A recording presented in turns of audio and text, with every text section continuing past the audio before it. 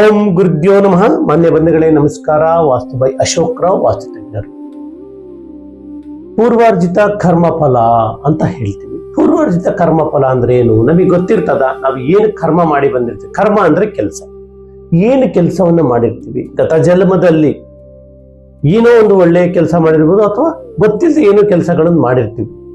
ಆದ್ರೆ ಈ ಮಾನವರಾಗಿ ಹುಟ್ಟಿದ ಮೇಲೆ ಈ ಗತ ಜನ್ಮದಲ್ಲಿ ಅಥವಾ ಹಿಂದಿನ ಜನ್ಮದ ಕರ್ಮಗಳನ್ನ ಹೇಗೆ ನಿವಾರಣೆ ಮಾಡ್ಕೊಳ್ಳೋದು, ಇವತ್ತಿನ ವಿಶೇಷ ಸಂಚಿಕೆ. ತುಂಬಾ ಜನ ಯೋಚನೆ ಮಾಡ್ತಿರ್ತಾರೆ, ಜೀವನದಲ್ಲಿ ಏನಪ್ಪಾ ನಾನು ಇಷ್ಟು ಒಳ್ಳೆ ಕೆಲಸ, ಏನ್ ನನ್ನ ಕರ್ಮನೋ, ನಾನು ಎಷ್ಟೇ ಒಳ್ಳೆ ಕೆಲಸ ಮಾಡಿದ್ರೆ ಜೀವನದಲ್ಲಿ ಸಕ್ಸಸ್ ಕಾಣ್ತಾ ಇಲ್ಲ, ಎಷ್ಟು ದುಡಿದ್ರು ಕೈಗೆ ಹತ್ತಾ ಇಲ್ಲ, ನಾನು ದೇವ್ರ ಪೂಜೆ ಮಾಡ್ತಾ ಇದ್ದೀನಿ, ದೀನ ದಲಿತರಿಗೆ ಸಹಾಯ ಮಾಡ್ತಾ ಇದ್ದೀನಿ, ಪ್ರಾಣಿ ಪಕ್ಷಿಗಳಿಗೆ ನಾನು ಸಹಾಯ ಮಾಡ್ತಾ ಇದ್ದೀನಿ, ಏನೋ ಒಂದು ಒಳ್ಳೆ ಕೆಲಸ ಮಾಡ್ತಾ ಇದ್ದೀನಿ, ದೇವ್ರನ್ನ ಇಷ್ಟೆಲ್ಲ ಬೇಡ್ತಾ ಇದ್ದೀನಿ, ಆದ್ರೂ ಯಾಕೆ ನನಗೆ ಏನು ಕೈ ಹತ್ತಿಲ್ಲ? ಇದು ನಿಮ್ಮ ಸಮಸ್ಯೆ ಆಗಿರ್ತದೆ. ಆ ಸಮಸ್ಯೆಗೆ ಸೂಕ್ತ ಪರಿಹಾರ ಬೇಕಾ? ಇವತ್ತು ನಾನು ಕೊಡುವಂತ ಈ ಒಂದು ವಿಶೇಷ ಸಂಚಿಕೆಯಲ್ಲಿ ನಿಮ್ಮ ಪರಿಹಾರಗಳು ಹೇಗಿರ್ತದೆ ನೋಡಿ. ನೀವೊಂದು ಮನೆ ಕಟ್ಟಬೇಕಾದ್ರೆ ಆತರ ಪಡ್ತೀರಿ, ಅಥವಾ ನೀವು ಯಾವುದೇ ಒಂದು ಒಳ್ಳೆಯ ಕೆಲಸದಲ್ಲಿ ಆತರ ಪಡ್ತೀರಿ. ಯಾಕೆಂದ್ರೆ ಈ ಬುದ್ಧಿ ರಾವಣನಿಗೆ ಇತ್ತು, ಇದು ನೆನ್ಪಿಟ್ಕೊಳ್ಳಿ. ಯಾಕೆಂತಂದ್ರೆ ಒಳ್ಳೆಯ ಕೆಲಸಕ್ಕೆ ರಾವಣ ಯಾವತ್ತೂ ಆಕ್ಷನ್ ತಗೊಳ್ತಿರ್ಲಿಲ್ಲ, ಬೇಡವಾದ ಕೆಲಸಕ್ಕೆ ಇಮಿಡಿಯೇಟ್ಲಿ ಆಕ್ಷನ್ ತಗೊಳ್ಳೋರು. ಹಾಗಾಗಿ ರಾವಣ ಹತನಾದ. ಇದು ಒಂದು ವಿಶೇಷ ಸಂಚಿಕೆಯಲ್ಲಿ ಇವತ್ತು ಹೇಳ್ಕೊಡ್ತಾ ಇದ್ದೀವಿ. ವಾಸ್ತುವಿನ ವಿಚಾರದಲ್ಲಿ ಏನೇ ಆಗ್ಲಿ, ನೀವು ವಾಸ ಮಾಡುವಂತ ಒಂದು ಮನೆ ಏನಿದೆಯಲ್ಲ, ಈ ಮನೆ ನಿಮ್ಮ ಜೀವಿತಾವಧಿ ತನಕ ನಿಮ್ಮನ್ನು ಕಾಪಾಡ್ಕೊಂಡು ಹೋಗುತ್ತೆ, ನಿಮ್ಮ ವಂಶವನ್ನ ಕಾಪಾಡ್ಕೊಂಡು ಹೋಗುತ್ತೆ. ಇದು ಗಮನದಲ್ಲಿ ಇಟ್ಕೊಂಡು ನೀವು ಮನೆಯನ್ನ ಕಟ್ಟಿ. ಆತರ ಪಟ್ಟು ಹೇಗಿಗೂ ಮನೆ ಕಟ್ಬೇಡಿ. ನೀವು ಮನೆ ಕಟ್ಟಬೇಕು, ಮನೆ ಕಟ್ಟಲಿಕ್ಕೆ ಎಲ್ಲರ ಸಹಾಯ ಬೇಕು. ಅಂದ್ರೆ ಮನೆ ಕಟ್ಟಲಿಕ್ಕೆ ಗುರು ಮತ್ತು ಶನಿಯ ಆಶೀರ್ವಾದ ಪ್ರಬಲವಾದಂತ ಶಕ್ತಿ ಇರಬೇಕು. ಆ ನಕ್ಷತ್ರಕ್ಕೆ ಅನುಸಾರವಾಗಿ ನಾವು ಹೇಗೆ ಮನೆಯನ್ನು ಕಟ್ಟಬೇಕು, ನಿಮ್ಮ ರಾಶಿಗೆ, ನಿಮ್ಮ ನಕ್ಷತ್ರಕ್ಕೆ, ನೀವು ಹುಟ್ಟಿರುವಂತ ಡೇಟಿಗೆ, ಇವನ್ನೆಲ್ಲ ಗಣನೆ ತೆಗೆದುಕೊಂಡು ನಾವು ಮನೆಯನ್ನು ಕಟ್ಟಬೇಕು. ಆದ್ರೆ ಮನೆ ಕಟ್ತಾ ಇದ್ರೆ ಎಲ್ಲದೂ ರೆಡಿ ಮಾಡ್ತೀರಿ, ಮನೆ ಫೌಂಡೇಶನ್ ಅಥವಾ ಭೂಮಿ ಪೂಜೆ ಮಾಡುವಾಗ ಆತರ ಪಡ್ತೀರಿ. ಅಂದ್ರೆ ಉತ್ತಮವಾದಂತ ದಿನಗಳಲ್ಲಿ ಪ್ರಾರಂಭ ಮಾಡಲ್ಲ, ಅಲ್ಲಿ ಏನೋ ಲೋಪದೋಷಗಳಿರುವಂತ ದಿನದಲ್ಲಿ ಮಾಡ್ತೀರಿ. ಮತ್ತೆ ಆಗ ಮನಸ್ಸು ಚಂಚಲ ಆಗುತ್ತೆ. ನೆನ್ಪಿಟ್ಕೊಳ್ಳಿ, ಅಂದ್ರೆ ಗತ ಜನ್ಮದ ಕರ್ಮ ಈ ಜನ್ಮದಲ್ಲಿ ನಾವು ಅನುಭವಿಸ್ಲೇಬೇಕು. ಆದ್ರೆ ತಪ್ಪು ಯಾರು ಮಾಡಿದ್ದಾರೆ, ನಾವು ಮಾಡಿದ್ದೀವಿ ತಪ್ಪು, ಯಾರು ಇವತ್ತು ಸತ್ಯವಂತರಲ್ಲ. ಆದ್ರೆ ಆ ತಪ್ಪು ಏನೋ ಆಗೋಗಿದೆ. ಆದ್ರೆ ಇವತ್ತಿನ ಈ ಒಂದು ದಿನಮಾನಗಳಲ್ಲಿ ನೀವು ಕಟ್ಟುವಂತ ಮನೆ ಇದೆಯಲ್ಲ, ನಿಮ್ಮನ್ನ ಎಲ್ಲೂ ಕೈ ಬಿಡದೆ ಕರ್ಕೊಂಡು ಹೋಗಿ. ಇದೊಂದು ನೆನ್ಪಿಟ್ಕೊಳ್ಳಿ. ಯಾವಾಗ ನೀವು ಇದನ್ನು ಸರಿಪಡಿಸ್ಕೊಳ್ತಿರೋ ನಿಮ್ಮ ಜೀವನದಲ್ಲಿ ನೀವು ಅಂದ್ಕೊಂಡಿದ್ದನ್ನು ಸಾಧಿಸಬಹುದು. ಯಾಕೆಂದ್ರೆ ತಪ್ಪು ಮಾಡೋದು ಮನುಷ್ಯನ, ಅದು ಅವನ ಒಂದು ಕ್ರಿಯೆ. ಆದ್ರೆ ಅದನ್ನು ಸರಿ ಮಾಡಿಕೊಂಡು ಬದುಕೋದಿದೆಯಲ್ಲ, ಅವನಿಗೆ ದೇವರು ಭಗವಂತ ಅವಕಾಶಗಳನ್ನು ಕೊಟ್ಟಿರ್ತಾರೆ. ಆದ್ರೆ ಇವತ್ತು ತಿಳ್ಕೊಂಡಿದ್ದು ಈ ವಿಚಾರ ನೋಡಿ. ಪೂರ್ವದ ಜನ್ಮದಲ್ಲಿ ನಮ್ಮ ತಂದೆ ತಾಯಿ ಏನೋ ಒಳ್ಳೆ ಕೆಲಸ ಮಾಡಿರ್ತಾರೆ, ಅಂಥವ್ರ ಮಕ್ಕಳು ನಮ್ಮ ತಂದೆ ತಾಯಿ ಹೊಟ್ಟೆಯಲ್ಲಿ ನಾವು ಮಕ್ಕಳಾಗಿ ಹುಡ್ತೀವಿ. ಭಗವಂತ ನಮ್ಗೆ ಇಂಥ ಕ್ಷೇತ್ರದಲ್ಲಿ ನೀವು ಹುಟ್ಟಬೇಕು ಅಂತ ಏನೋ ಇಟ್ಟಿರ್ತಾರೆ. ಅಂದ್ರೆ ಗತ ಜನ್ಮದ ಕರ್ಮಗಳನ್ನ ನೋಡಿ. ಇನ್ನೊಂದು ಹೇಳ್ತೀನಿ, ನಮ್ಮ ಜೀವನದಲ್ಲಿ ಎಲ್ಲದನ್ನು ಬರ್ಕೊಳ್ಳಿಕ್ಕೆ ನಮಗೆ ಹಣೆಯನ್ನ ಭಗವಂತ ವಿಶೇಷವಾಗಿ ಖಾಲಿ ಬಿಟ್ಟಿದ್ದಾರೆ. ಅಂದ್ರೆ ಕರ್ಮ ಕಳೆದಿರ್ಬೇಕು, ಪುಣ್ಯ ಬರೆದಿರ್ಬೇಕು, ಆದ್ರೆ ಅದನ್ನ ನಾವು ಬರ್ಕೊಳ್ಬೇಕು. ಅದನ್ನ ನಾವೇನ್ ಮಾಡ್ತೀವಿ, ನಮ್ಮ ಹಣೆ ಬರ ಸರಿ ಇಲ್ಲ, ನನ್ನ ಹೆಂಡತಿ ಸರಿ ಇಲ್ಲ, ನನ್ನ ಗಂಡ ಸರಿ ಇಲ್ಲ, ಅಥವಾ ನಾನು ಇಂಥ ತಂದೆ ತಾಯಿ ಹೊಟ್ಟೆಯಲ್ಲಿ ಹುಟ್ಟಬಾರ್ದಾಗಿತ್ತು, ಏನ್ ಕರ್ಮನ ನನಗಿಂತ ಮಗ ಹುಟ್ಟ ಮಗಳು ಅಂದ್ರೆ ಅವ್ರು ತಪ್ಪಲ್ಲ. ಗತ ಜನ್ಮದ ಶತ್ರುಗಳು ಈ ಜನ್ಮದಲ್ಲಿ ಮಕ್ಕಳಾಗಿ, ಅಥವಾ ಹೆಂಡತಿಯಾಗಿ, ಅಥವಾ ಗಂಡನಾಗಿ, ಅಥವಾ ಸ್ನೇಹಿತನಾಗಿ, ಅಥವಾ ನೆರೆಹೊರೆಯವರ ಒಂದು ಸ್ನೇಹ ಬೆಳ್ಕೊಂಡು ಅವರು ಶತ್ರುಗಳು ಆಗ್ಬೋದು ಅಥವಾ ಮಿತ್ರರು ಆಗ್ಬೋದು. ಆದ್ರೆ ಇದನ್ನ ಯಾರು ಕಂಡಿಲ್ಲ. ಆದ್ರೆ ಈ ಕರ್ಮದಿಂದ ಹೇಗೆ ಹೊರಗೆ ಬರೋದು ಅಂದ್ರೆ, ಮನುಷ್ಯನಿಗೆ 7 ಜನ್ಮಕ್ಕೂ ಕರ್ಮ ಇದೆ ಅಂತ ಶಾಸ್ತ್ರದಲ್ಲಿ ಉಲ್ಲೇಖವಾಗಿದೆ. ಈ ಒಂದು ನಿಯಮಕ್ಕೆ ಅನುಸಾರವಾಗಿ ನಾವು ಹೇಗೆ ಕರ್ಮವನ್ನು ಕಳ್ಕೊಳ್ಳೋದು, ಆ ಕರ್ಮ ಕಳ್ಕೊಳ್ಳಿಕ್ಕೆ ವಿಶೇಷವಾಗಿರೋದು ನೀವು ವಾಸ ಮಾಡುವಂತ ಮನೆ. ನೀವು ಯಾವುದೇ ದಿಕ್ಕಿನ ನಿವೇಶನ ತಗೊಳ್ಳಿ, ಯಾವುದೇ ದಿಕ್ಕಿನ ಒಂದು ಪ್ರವೇಶ ದ್ವಾರಗಳಿರ್ಲಿ, ಆದ್ರೆ ಉಚ್ಚ ಸ್ಥಾನದಲ್ಲಿ ಪ್ರವೇಶ ದ್ವಾರ, ಉತ್ತಮವಾದಂತ ಆಯದಲ್ಲಿ ನೀವು ಮನೆ ಕಟ್ಟಿದ್ರೆ ಗತ ಜನ್ಮದ ಕರ್ಮಗಳನ್ನ ಕಳ್ಕೊಂಡು, ಅಂದ್ರೆ ನೀವು ಆ ಕರ್ಮ ಕಳಿಬೇಕು ಅಂದ್ರೆ ಏನು, ಹುಟ್ಟಿದ ಕುಟುಂಬ ಯಾವುದು ಅಂತ ಗೊತ್ತಿಲ್ಲ, ಹಿನ್ನೆಲೆ ಗೊತ್ತಿರಲ್ಲ, ಪರಂಪರೆ ಗೊತ್ತಿರಲ್ಲ, ಜಾತಿ ಅಂತಸ್ತು ನಿಮಗೆ ಗೊತ್ತಿರೋದಿಲ್ಲ, ಒಟ್ಟಿಗೆ ಆ ಮನುಷ್ಯನ ತಿಳುವಳಿಕೆ ಬರುವವರೆಗೂ ನೀವು ಎಲ್ಲಿ ಏನು ಅನ್ನೋ ಗೊತ್ತಾಗಲ್ಲ. ಆದ್ರೆ ನಿಮ್ಗೆ ಅದೆಲ್ಲ ಬರೋ ಅಷ್ಟರಲ್ಲಿ ನಿಮಗೆ ಮನಸ್ಸು ಒಂದು ರೀತಿಯ ಬೆಳವಣಿಗೆ ಆಗಿರ್ತದೆ. ಅಂತ ಅವಕಾಶವನ್ನು ನೀವು ಏನಾದ್ರು ಗತ ಜನ್ಮದ ಶಾಪದೋಷಗಳಿದ್ರೆ ಆ ಪಾಪ ಪರಿಹಾರಕ್ಕೆ ನಾವು ಭಗವಂತನ ಮೊರೆ ಹೋಗ್ಬೇಕು. ಯಾಕೆಂತಂದ್ರೆ ನಾವೇನ್ ಮಾಡ್ತೀವಿ, ಏನೋ ತಪ್ಪುಗಳಾಗಿದೆ, ಮತ್ತೆ ತಪ್ಪು ಮೇಲೆ ತಪ್ಪು ಮಾಡ್ತಾ ಇರ್ತೀವಿ, ಮತ್ತೆ ತಪ್ಪು ಮೇಲೆ ತಪ್ಪು ಮಾಡ್ತಾ ಇರ್ತೀವಿ. ಈ ತರ ಇದ್ದಾಗ ನಮ್ಮ ದೋಷಗಳು ಪರಿಹಾರ ಆಗಲ್ಲ. ಹಾಗಿದ್ದಾಗ ಭಗವಂತನ ಮೊರೆ ಹೋಗ್ಬೇಕು. ಭಗವಂತ ಇಂಥ ಶಾಪಕ್ಕೆಲ್ಲ ಮುಕ್ತಿ ಕೊಡೋನು ಯಾರು? ಶಿವ. ಯಾಕೆಂತಂದ್ರೆ ಶಿಕ್ಷೆ ಕೊಡೋನು ವಿಷ್ಣು ಆಗಿರ್ತಾನೆ, ವರ ಕೊಡುವನು ಬ್ರಹ್ಮನಾಗಿರ್ತಾನೆ, ಆದರೆ ಎಲ್ಲದನ್ನು ಕ್ಷಮಿಸುವನು ಅಖಿಲಾಂಡ ಕೋಟಿ ಬ್ರಹ್ಮಾಂಡ ನಾಯಕನಾದಂಥ ಶಿವ. ಹಾಗಾಗಿ ಶಿವನ ಮೊರೆ ಹೋಗ್ಬೇಕು. ಶಿವನ ಮೊರೆ ಹೋದಾಗ ಗತ ಜನ್ಮದ ಕರ್ಮಗಳು, ಯಾಕೆಂದ್ರೆ ಈ ಜಗತ್ತಿನಲ್ಲಿ ಸೃಷ್ಟಿಯಾಗಿದ್ದು ಶಿವನಿಂದ. ಹಾಗಿದ್ದಾಗ ದಯಮಾಡಿ ಇಂಥ ಒಂದು ಇದಿಟ್ಕೊಳ್ಳಿ. ಅವಾಗ ನೀವೇನ್ ಮಾಡ್ಬೋದು ಅಂತ ಪಾಪ ಕರ್ಮಗಳು ಏನಾದ್ರು ಇದ್ದೆ ಅಂತ ನಿಮ್ಮ ಮನಸ್ಸಿನಲ್ಲಿ ಅನ್ಸಿ. ಯಾಕೆಂದ್ರೆ ಇವೆಲ್ಲ ಮನಸ್ಸಿನಲ್ಲಿ ಹುಟ್ಟುವಂತ ಭಾವನೆಗಳು. ಈ ಭಾವನೆ ಯಾವಾಗ ಮನಸ್ಸಿನಲ್ಲಿ ಹುಟ್ಟುತ್ತೋ ಅದು ಗಿಡವಾಗಿ ಬೆಳೀತದೆ, ಕಳೆಯಾಗಿ ಬೆಳೀತದೆ. ಆ ಕಳೆಗಳನ್ನು ಕೀಳ್ಬೇಕು ಅಂದ್ರೆ ಏನ್ ಮಾಡ್ಬೇಕು? ದಾನ ಧರ್ಮಗಳನ್ನ ಮಾಡಬೇಕು. ಹಾಗೆ ವಯಸ್ಸಾದಂಥವ್ರಿಗೆ ನಿಮ್ಮ ಕೈಲಾದಂಥ ಆಹಾರಗಳನ್ನ ವಸ್ತುನ ಇಷ್ಟು ಇವ್ರಿಗೆ ಮಾತ್ರ ಕೊಡಬೇಕು. ಹಂಗಂತೇಳಿ ರೋಡಲ್ಲಿ ಭಿಕ್ಷೆ ಹಂಗಂತ ತಪ್ಪು ಅಂತ ಹೇಳ್ತಾ ಇಲ್ಲ. ಯಾಕೆ ಕೊಡಬಾರ್ದು ಅಂದ್ರೆ, ನೀವು ಅಂತ ಧರ್ಮ ಮಾಡಬೇಕು ಅಂತಂದ್ರೆ ಎಲ್ಲಾದ್ರೂ ಹಿರಿಯವರಿಗೆ ನೀವು ವಸ್ತ್ರಗಳನ್ನ, ಅನ್ನದಾನಗಳನ್ನ ಪ್ರಾಣಿ ಪಕ್ಷಿಗಳಿಗೆ ಹಾಕಿ. ರಸ್ತೆಯಲ್ಲಿ ಬೇಡ್ತಿದ್ದಂತವ್ರಿಗೆ ಕೊಟ್ರೆ ಅವ್ರೇನ್ ಮಾಡ್ತಾರೆ? ಮದ್ಯಪಾನ ವ್ಯಸನಿ, ಧೂಮಪಾನ ವ್ಯಸನಗಳಾಗಿ ದುಶ್ಚಟಗಳಿಗೆ ದಾಸರಾಗ್ತಾರೆ. ಮತ್ತೆ ಆ ಕರ್ಮ ನಮಗೆ ಬರ್ತದೆ. ಇದೊಂದು ಗಮನ ಇಟ್ಕೊಳ್ಳಿ. ಹಂಗಂತ ಕೊಡಬಾರ್ದು ಅಂತಲ್ಲ. ಊಟ ಕೊಡಿಸಿ ನೋಡಿ, ಇವತ್ತು ಯಾರಿಗಾರು ರೋಡಲ್ಲಿ ಭಿಕ್ಷೆ ಮಾಡೋರಿಗೆ ನಾವು ಊಟ ಕೊಡಿಸ್ತೀವಿ ಬನ್ನಿ ಅಂದ್ರೆ ಬರಲ್ಲ, ದುಡ್ಡಿದ್ರೆ ಕೊಡು ಅಂತ ಕೇಳ್ತಾರೆ. ಯಾಕೆ ಈ ಮಾತು ಹೇಳ್ತೀನಿ ಅಂದ್ರೆ, ಅವ್ರು ತಪ್ಪಲ್ಲ. ನಮ್ಮ ಕರ್ಮ ಇನ್ನೂ ಜಾಸ್ತಿ ಮಾಡ್ಕೊಳ್ಬೇಕಾ? ನೀವು ಅಂತವ್ರಿಗೆ ಕೊಡಿ. ಇಲ್ಲ ನಮ್ಮ ಕರ್ಮವನ್ನು ಕಳ್ಕೊಳ್ಬೇಕಾ? ವಯಸ್ಸಾದಂಥವ್ರಿಗೆ ಯಾರು ನೋಡಿ, ನಿಮ್ಮ ತಂದೆ ತಾಯಿ ಇದಾರಲ್ಲ ಅವ್ರನ್ನ ನೀವು ಸರ್ವಶ್ರೇಷ್ಠವಾಗಿ ನೋಡ್ಬಿಟ್ರೆ ನಿಮ್ಗೆ ಏನೇ ಜಗಳ ಇರಲಿ, ಏನೇ ಒಂದು ಸಮಸ್ಯೆ ಇರಲಿ, ಹಾಗೆ ನಿಮ್ಮ ಅತ್ತೆ ಮಾವನ್ನ ಪ್ರೀತಿ ಗೌರವದಿಂದ, ನಿಮ್ಮ ತಂದೆ ತಾಯಿನ ಪ್ರೀತಿ ಗೌರವದಿಂದ ನೀವು ನೋಡ್ಕೊಂಡಿದ್ದಾದ್ರೆ ಅದರಲ್ಲಿ ಸಿಗುವಂತ ಒಂದು ಬ್ಲೆಸ್ಸಿಂಗ್ ಅಂದ್ರೆ ಆಶೀರ್ವಾದ ಸಿಗೋದು ಮತ್ತೊಂದು ಈ ಜಗತ್ತಲ್ಲಿ ಎಲ್ಲೂ ಸಿಗಲ್ಲ.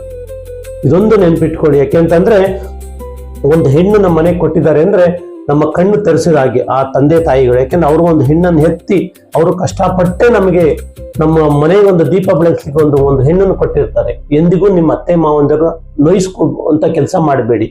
ಹೆಣ್ಮಗಳು 25 ವರ್ಷ ಆ ಒಂದು ಕುಟುಂಬದಲ್ಲಿ ಬೆಳೆದು ಬಂದಿರ್ತದೆ. ಆ ಮಗು ನಮ್ಮ ಮನೆಗೆ ಬರ್ಬೇಕಾದ್ರೆ ನಮ್ಮ ಮನೇಲಿ ಏನೋ ಲೋಪದೋಷಗಳಿದ್ದಾಗ ಅಲ್ಲಿಗೆ ಅಡ್ಜಸ್ಟ್ ಆಗದೆ ಇರ್ಬೋದು. ಅದಕ್ಕೆ ಅವರು ಇಲ್ಲ, ಕೆಟ್ಟವರಲ್ಲ.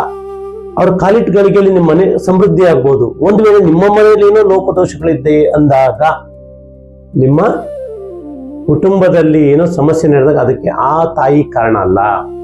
ಅದ್ ನೆನ್ಪಿಟ್ಕೊಳ್ಬೇಕು. ಅದಕ್ಕೆಲ್ಲ ಕಾರಣ ನಾನು ಮುಖ್ಯಸ್ಥನಾಗಿರ್ತೇನೆ. ಯಾಕೆಂದ್ರೆ ನನ್ನ ಗತ ಜನ್ಮದ ಕರ್ಮಕ್ಕೆ ಅನುಸಾರವಾಗಿ ಆ ಹೆಣ್ಣು ಬಂದಿರ್ತಾಳೆ, ಅಥವಾ ನನ್ನ ಗತ ಜನ್ಮಕ್ಕೆ ಅನುಸಾರವಾಗಿ ಆ ಗಂಡು ನಮ್ಮ ಮನೆಗೆ ಅಳಿನಾಗಿ ಬಂದಿರ್ತಾನೆ. ಇದೊಂದು ನೆನ್ಪಿಟ್ಕೊಳ್ಳಿ.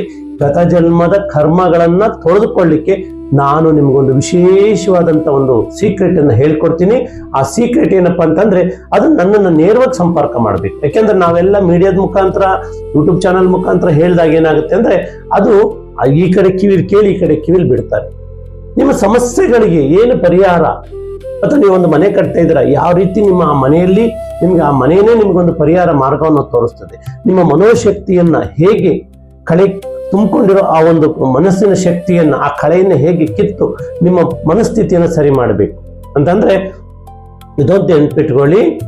ಧ್ಯಾನ, ಪ್ರಾರ್ಥನೆ, ಸತ್ಸಂಗ, ಸಾತ್ವಿಕ ನಡತೆ, ನಿಮ್ಮ ಆಹಾರದಲ್ಲಿ ಹಿತಮಿತ, ಆಯ್ತಾ? ಇವನ್ನೆಲ್ಲದೂ ಸಹ ನಮ್ಮ ಜೀವನದಲ್ಲಿ ಕರ್ಮಗಳಾಗಿ ಬದಲಾವಣೆ ಮಾಡ್ಕೊಳ್ಳಿಕ್ಕೆ ಅವಕಾಶ ಇರ್ತದೆ. ಅಂದ್ರೆ ಗತ ಜನ್ಮದ ಪಾಪದ ಕರ್ಮ, ಪೂರ್ವ ಜನ್ಮಂ ಕೃತಂ ಪಾಪಂ ವ್ಯಾಧಿ ರೂಪೇಣ ಬಾಧಿತೆ ಅಂತ ಹೇಳ್ತಾರೆ ಶಾಸ್ತ್ರದಲ್ಲಿ. ಹಾಗಿದ್ದಾಗ ವಾಸ್ತುಶಾಸ್ತ್ರದ ಮುಖಾಂತರ ಎಲ್ಲ ಸರ್ವೋತ್ತಮ ಅಭಿವೃದ್ಧಿಯನ್ನು ನೀವು ಪಡಿಬಹುದು. ಮನುಷ್ಯ ಯಾವತ್ತು ದೈವಿಕ ಸಂಪತ್ತು, ಪ್ರಾಪಂಚಿಕ ನೆಮ್ಮದಿಯ ಸುಖವನ್ನು ಅನುಭವಿಸಬಹುದು.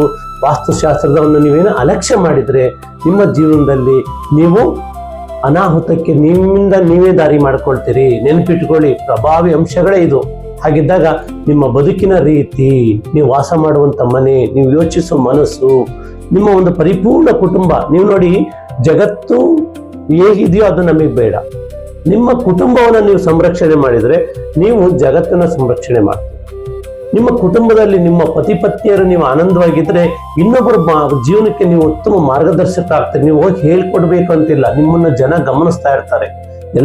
ನಮ್ಮ ಮಕ್ಕಳು ನಮ್ಮನ್ನು ನೋಡ್ತಿರ್ತಾರೆ, ನಮ್ಮ ನೆರೆಹೊರೆಯರು ನೋಡ್ತಿರ್ತಾರೆ, ನಮ್ಮ ಕುಟುಂಬ ಸದಸ್ಯರು ನಮ್ಮನ್ನು ಹೇಗೆ ಬದುಕ್ತಾ ಇದ್ದಾನೆ ಈ ವ್ಯಕ್ತಿ, ಇವನ ಸಂತೋಷಕ್ಕೆ. ಯಾಕೆಂದ್ರೆ ನಾವು ಸಂತೋಷ ಅಥವಾ ಆತ್ಮತೃಪ್ತಿ ಇದೆ ಅಂದ್ರೆ ನಮ್ಮ ಮುಖದಲ್ಲಿ ಕಾಣುತ್ತೆ, ನಮ್ಮಲ್ಲಿ ನೋವಿದೆ ಅಂದ್ರೆ ಅದು ಸಹ ನಮ್ಮ ಮುಖದಲ್ಲಿ ಕಾಣುತ್ತೆ. ದಯಮಾಡಿ ಮನೆ ಕಟ್ಟುವಾಗ ಆತರ ಪಡಬೇಡಿ. ನಾನು ತುಂಬ ಜನಕ್ಕೆ ಶಾಸ್ತ್ರ ಹೇಳ್ತೀನಿ, ಯಾರ್ದನ್ನು ನಾನು ದಯಮಾಡಿ ನಾನು ವಿಡಿಯೋಗಳು ಮಾಡ್ಕೊಳ್ಳಲ್ಲ. ಯಾಕೆ ಅಂತ ಕೇಳಿ, ಪಾಪ ಆ ತಾಯಂದಿರ್ದು, ಆ ನಮ್ಮ ಅಣ್ಣ ತಮ್ಮಂದಿರ್ದು ನೋವು ಏನೋ ಇರ್ತದೆ, ಅವ್ರ ಪರ್ಸ್ನಲ್ ನೋವು ಇರ್ತದೆ. ಅದನ್ನೆಲ್ಲ ನಾವು ಮಾಡಿಕೊಂಡು ನಮ್ಮ ಹೊಟ್ಟೆ ತುಂಬಿಸ್ಕೊಳ್ಳೋಕ್ಕೆ ನಾನೇನೇನೋ ಮಾಡೋದಿಲ್ಲ. ದಯಮಾಡಿ ನಾನು ಅಂತ ಒಂದು ಶಾಸ್ತ್ರ ಹೇಳುವಂಥ ವ್ಯಕ್ತಿ ನಾನಲ್ಲ. ನಂದೇನು ಅವ್ರ ಸಮಸ್ಯೆ ಇದೆಯಾ, ಅವ್ರ ಸಮಸ್ಯೆಗೆ ಸೊಲ್ಯೂಷನ್ ಕೊಟ್ಟು ಅವ್ರನ್ನ ಆ ಸಮಸ್ಯೆಯಿಂದ ಹೊರಗೆ ತರೋದು. ಯಾಕೆಂದ್ರೆ ಚಕ್ರವ್ಯೂಹದಲ್ಲಿ ತಗಲಾಕೊಂಡಿರ್ತಾರೆ. ಬದುಕನ್ನ ಈ ಪಂಚ ಸುಖಗಳ ಚಕ್ರವ್ಯೂಹದಲ್ಲಿ ಬರ್ಲಿಕ್ಕಾಗದೆ ತಗಲಾಕೊಂಡು ನರಳಾಡ್ತಿರ್ತಾರೆ. ಅಂತ ಟೈಮಲ್ಲಿ ನಾನೇನ್ ಮಾಡ್ತೀನಿ, ಯಾವ ಮುಖಾಂತರವಾಗಿ ನಿಮ್ಮನ್ನು ಹೊರಗೆ ತರಬೇಕು. ನಾನು ಒಂದು ತರಬಹುದು, ನಿಮ್ಮ ಮನೋಶಕ್ತಿಯನ್ನ ಬಳಸಿ, ಮತ್ತೆ ನಿಮ್ಮ ವಾಸ್ತುಬಲ ಮತ್ತೆ ಆಯಾ ಬಲ, ನಿಮ್ಮ ಒಂದು ಆ ದಿಕ್ಕಿಗೆ ಪ್ರವೇಶ ದ್ವಾರಗಳನ್ನು ಮತ್ತು ಆಯವನ್ನು ಸರಿ ಮಾಡಿ, ವಾಸ್ತುವನ್ನು ಸರಿ ಮಾಡಿ, ನಿಮ್ಮನ್ನ ಹಂತ ಹಂತವಾಗಿ ನಿಮ್ಮ 18 ಮೆಟ್ಟಿಲು ಹತ್ತಿಸ್ಬೋದು. ಉದಾಹರಣೆಗೆ ನಾವು ಶಬರಿಮಲೆಗೆ ಹೋಗ್ತೀವಿ. ಶಬರಿಮಲೆಗೆ ಹೋದ ತಕ್ಷಣ ನಮ್ಮನ್ನ ಅಲ್ಲಿ ಸ್ಪರ್ಶ ಮಾಡ್ಲಿಕ್ಕೆ ಬಿಡ್ತಾರ? ಯಾಕೆಂತಂದ್ರೆ 18 ಮೆಟ್ಟಿಲು ಹೇಗಿದೆಯೋ ಹಾಗೆ 18 ವರ್ಷ ಪರಮಾತ್ಮನ ಸೇವೆ ಮಾಡಿದಾಗ ನಮ್ಮನ್ನ ಹೇಗೆ ಆ ಜಾಗದಲ್ಲಿ ನಡೆಸ್ಕೊಳ್ತಾರೆ ನೀವೇ ಯೋಚನೆ ಮಾಡಿ. ಸುಖ ಅನ್ನೋದು ಒಂದು ದಿವಸಕ್ಕೆ ಬಂದು ಹೋಗೋದಲ್ಲ. ಅಂದ್ರೆ ಇವತ್ತು ಊಟ ಮಾಡಿದೀವಿ, ಮತ್ತೆ ಇವತ್ತು ಬೆಳಿಗ್ಗೆ ಬ್ರೇಕ್ಫಾಸ್ಟ್ ಮಾಡಿದ್ವಿ, ಮಧ್ಯಾಹ್ನ ಹೊಟ್ಟೆ ಎಸಿತದೆ, ಮಧ್ಯಾಹ್ನ ಊಟ ಮಾಡಿ ರಾತ್ರಿ ಹೊಟ್ಟೆ ಎಸಿತದೆ. ಇದು ಕ್ಷಣಿಕ ಸುಖಗಳು. ಅಂದ್ರೆ ಅದರಲ್ಲೂ ಆತ್ಮತೃಪ್ತಿಯನ್ನು ಪಡಬೇಕು. ಚಿಕ್ಕ ಚಿಕ್ಕ ಪ್ರೀತಿ ಸುಖದಿಂದ ನೀವು ಸಮೃದ್ಧಿ ಜೀವನವನ್ನು ಕಟ್ಕೊಳ್ಬೇಕು. ಹಾಗಾಗಿ ನಿಮ್ಮ ತಂದೆ ತಾಯಿಗೆ, ನಿಮ್ಮ ಅತ್ತೆ ಮಾವಂದಿರಿಗೆ, ಅಥವಾ ನಿಮ್ಮ ನೆರೆಹೊರೆಯಲ್ಲಿ ಯಾರೋ ವಯಸ್ಸಾದಂಥವ್ರು ಇರ್ತಾರೆ, ಅವ್ರಿಗೆ ಅಥವಾ ಮಕ್ಕಳು ಸೇವೆ, ಅವ್ರ ಮಕ್ಕಳು ಅವ್ರ ಕಡೆಯಿಂದ ಅವ್ರಿಗೆ ಏನು ಸೇವೆ ಸಿಕ್ಕಿರಲ್ಲ ಅಂಥವ್ರಿಗೆ ನೀವು ಅನ್ನದಾನಗಳನ್ನ, ವಸ್ತ್ರದಾನಗಳನ್ನ ಆದಷ್ಟು ಕೊಡಿ. ಅಂತ ಕರ್ಮಗಳನ್ನ ನಾವು ಕಳ್ಕೊಳ್ಬಹುದು. ಯಾಕೆಂದ್ರೆ ಹಿರಿಯೋರು ಮಾಡೋ ಬ್ಲೆಸ್ಸಿಂಗ್ ಇದೆಯಲ್ಲ, ಅದು ಭಗವಂತನೇ ಅವ್ರ ರೂಪದಲ್ಲಿ ಬಂದು ಮಾಡಿಸ್ತಾನೆ. ಯಾಕೆಂದ್ರೆ ಭಗವಂತ ವೇಷ ಹಾಕೊಂಡು ಬಂದ್ರೆ ಯಾರು ಭಗವಂತ ಅಂತ ನಂಬ್ಕೊಳ್ಳೋದು. ಆದ್ರೆ ಮನುಷ್ಯನ ರೂಪದಲ್ಲಿ, ಗುರುವಿನ ರೂಪದಲ್ಲಿ, ಯಾವುದೋ ಒಂದು ಪ್ರಾಣಿ ಪಕ್ಷಿ ರೂಪದಲ್ಲಿ ನಿಮ್ಮನ್ನ ಸಂರಕ್ಷಣೆ ಮಾಡ್ತಾರೆ. ಉದಾಹರಣೆಗೆ ನೋಡಿ, ಮುಂದೇನೋ ಒಂದು ಅಪಘಾತ ಆಗುವಂತ ಪ್ರಸಂಗ ಇರ್ತದೆ. ನಾವು ವಾಹನದಲ್ಲಿ ಹೋಗ್ತಾ ಇರ್ತೀವಿ, ಒಂದು ಬೆಕ್ಕು ಅಡ್ಡ ಬಂದ್ಬಿಡ್ತದೆ. ಅದಕ್ಕೆ ಬೆಕ್ಕಿನ ತಪ್ಪ ಗೊತ್ತಿಲ್ಲ, ಅಲ್ಲೇನೋ ಅನಾಹುತ ಇದೆ, ಭಗವಂತ ನಿಮ್ಮನ್ನ ಬೆಕ್ಕಿನ ರೂಪದಲ್ಲಿ ಅಡ್ಡ ಕಳಿಸಿರ್ತಾರೆ. ಅಥವಾ ಯಾರೋ ಒಬ್ಬ ಅಡ್ಡ ಬಂದ್ಬಿಡ್ತಾರೆ, ಅಲ್ಲಿ ನಡೆಯುವಂತ ದೊಡ್ಡ ಅನಾಹುತಕ್ಕೆ ಕಾರಣ ಆಗಬಾರ್ದು ಅನ್ನೋ ಉದ್ದೇಶಕ್ಕೆ ಯಾರನ್ನೋ ಕಳಿಸಿರ್ತಾರೆ. ಹಾಗಾಗಿ ಭಗವಂತ ಸರ್ವರೂಪಿ, ಎಲ್ಲ ಚರಾಚರ ಜೀವರಾಶಿಗಳಲ್ಲೂ ಭಗವಂತ ಇದ್ದಾನೆ. ಹಾಗಿದ್ದಾಗ ದಯಮಾಡಿ ಈ ವಾಸ್ತುವನ್ನು ನೀವು ನಂಬದೆ ನೀವು ನಿಮ್ಮ ಹಣ ಎಷ್ಟೇ ಇರ್ಬೋದು, ನಿಮ್ಮ ಹತ್ರ ಅಧಿಕಾರ ಇರ್ಬೋದು, ನಿಮ್ಮ ಹತ್ರ ವಿದ್ಯೆ ಇರ್ಬೋದು, ನೀವೆಷ್ಟೇ ಓದಿ, ನೀವೆಷ್ಟೇ ದೊಡ್ಡ ವ್ಯಕ್ತಿ ಆಗಿರಿ, ವಾಸ್ತುವಿನ ಜೊತೆಯಲ್ಲಿ ಆಟ ಆಡ್ಲಿಕ್ಕೆ ಹೋಗ್ಬೇಡಿ. ಯಾಕೆಂದ್ರೆ ಒಂದು ಕಳ್ಕೊಳಕ್ ಹೋದ್ರೆ, ಒಂದು ಪಡೆಯೋದಕ್ಕೆ ಹೋದ್ರೆ ಒಂದನ್ನು ಕಳ್ಕೊಳ್ತೀವಿ. ನಾನು ಯಾವತ್ತೂ ಹೇಳ್ತಾ ಇದ್ದೀನಿ ನನ್ನ ಶಾಸ್ತ್ರದಲ್ಲಿ, ಪಂಚ ಸುಖಗಳು, ಪಂಚಭೂತಗಳು ಹೇಗಿದೆಯೋ ಹಾಗೆ ಪಂಚ ಸುಖಗಳು, ಅದನ್ನು ಸರಿಯಾಗಿ ಅಳವಡಿಸ್ಕೊಂಡು ನಿಮ್ಮ ಜೀವನದಲ್ಲಿ ಸಮೃದ್ಧಿಯನ್ನು ಕಾಣಿ ಅಂತ ಹೇಳ್ತಾ, ಯಾರಿಗೆ ನನ್ನ ಈ ಒಂದು ಸಂಚಿಕೆ ಇಷ್ಟವಾಯಿತು ಕೊನೆ ತನಕ ನೋಡಿ, ಲೈಕ್ ಮಾಡಿ, ಶೇರ್ ಮಾಡಿ, ಸಬ್ಸ್ಕ್ರೈಬ್ ಮಾಡ್ಕೊಳ್ಳಿ. ಎಲ್ಲರಿಗೂ ನಮಸ್ಕಾರ, ಧನ್ಯವಾದ.